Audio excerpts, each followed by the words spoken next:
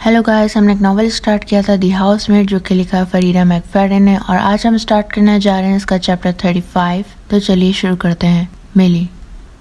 Andrew ने मुझे कहा था कि मुझे घर के लिए कोई काम नहीं करना चाहिए, लेकिन मंडे के दिन मैं आमतौर पर ग्रोसरी खरीदने जाती हूँ और इस वक्त घर में बहुत सारी चीजें कम हो रही हैं। कुछ किताबें देखने और थोड़ी देर टीवी देखने के बाद मुझे कुछ और करने की तलब होने लगती है। नीना के बरक्स मुझे मसरूफ रहना पसंद है। मैं इस ग्रोसरी स्टोर से जानबूझकर बच रही हूँ जहाँ इस सिक्योरिटी गार्ड ने मुझे पकड़ने की कोशिश की थी।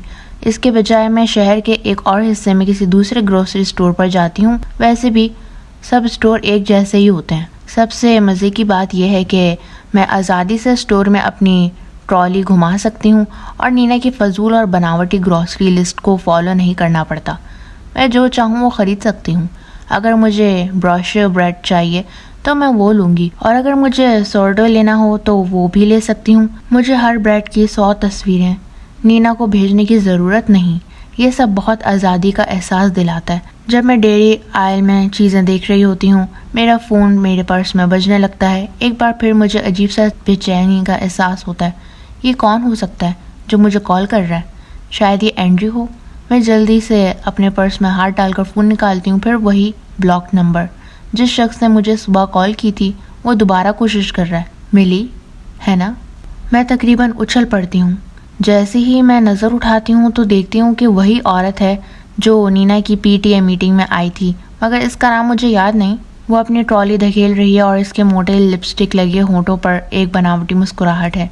जी, मैं कहती हूँ। मैं पैट्रिस हूँ, वो कहती है। तुम नीना की लड़की हो, है ना?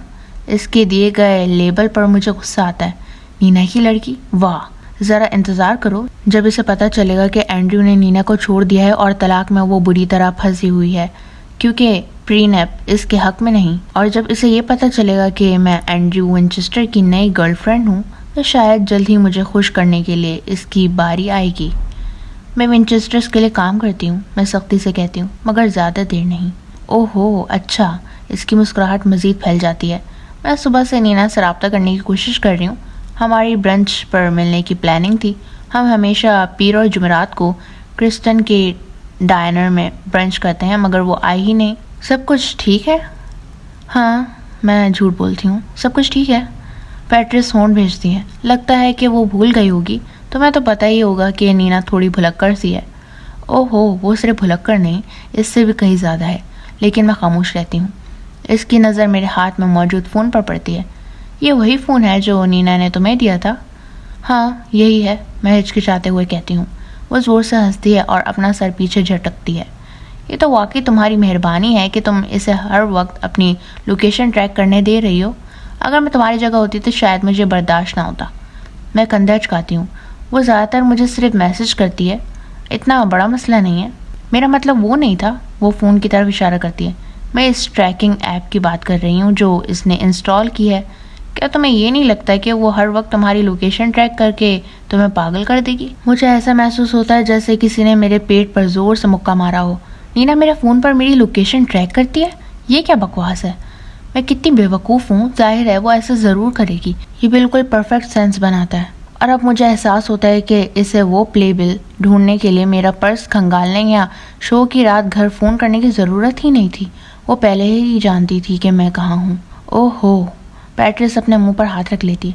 मुझे माफ़ करना, क्या तुम्हें ये मालूम नहीं था? मुझे इसके बोटॉक्स ज़्यादा चेहरे पर थप्पड़ मारने का दिल चाहता है। मुझे यकीन नहीं है कि इसे ये मालूम था कि मैं इस बारे में जानती हूँ या नहीं, लेकिन इसके चेहरे पर जो खुशी है वो जाहिर कर रही है कि वो मुझे ये बताकर मज़ा ले रही है।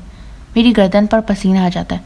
माफ़ कीजिएगा, मैं सर्द महरी से कहती हूँ और पैट्रिस को धकेल कर वहाँ से निकलती हूँ। मैं अपनी ट्रॉली वही छोड़कर भागती हुई बाहर निकलती हूँ। जैसे ही मैं स्टोर से बाहर खुली फिजा में आती हूँ तब जाकर मुझे सुकून महसूस होता है। मैं घुटनों पर हाथ रखकर झुक जाती हूँ और अपनी सांसें नॉर्मल करने की कोशिश करती हूँ। जब मैं सीधी खड़ी होती हूँ तो देखती हूँ कि एक कार पार्किंग लॉट से तेजी से निकल रही है।